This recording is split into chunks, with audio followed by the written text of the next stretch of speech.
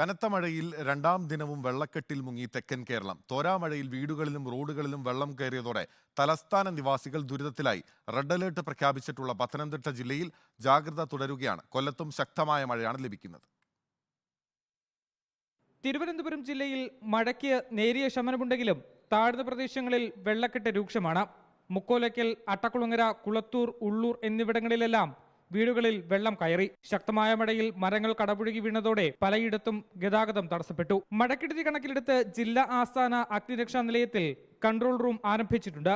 മഴ തുടരുമെന്നതിനാൽ മലയോര തീരദേശ മേഖലയിലേക്കുള്ള യാത്രകൾക്ക് നിയന്ത്രണം ഏർപ്പെടുത്തി. അതിതീവ്ര മഴ മുന്നറിയിപ്പുള്ള കൊല്ലത്തും പത്തനംതിട്ടയിലും കാര്യമായ നാശനഷ്ടങ്ങൾ സംഭവിച്ചിട്ടില്ല. റെഡ് അലർട്ടിന്റെ പശ്ചാത്തലത്തിൽ പത്തനംതിട്ടയിൽ കൺട്രോൾ റൂമുകൾ തുറന്നിട്ടുണ്ട്. കളക്ടറേറ്റിലും കൺട്രോൾ റൂം സജ്ജമായി. പമ്പ, അച്ചൻകോവിൽ, മണിമല നദികളിൽ ജലനിരപ്പ് ഉയർന്നത് ആശങ്കയ്ക്ക് ഇടയാക്കുന്നുണ്ട്. കൊല്ലം നഗരത്തിൽ പലയിടത്തും വെള്ളക്കെട്ടുകൾ രൂപപ്പെട്ടു. മഴക്കാല പൂർവ്വ ശുചീകരണം നടക്കാത്തതാണ് വെള്ളക്കെട്ടിന് കാരണമെന്നാണ് പ്രധാന ആരോപണം.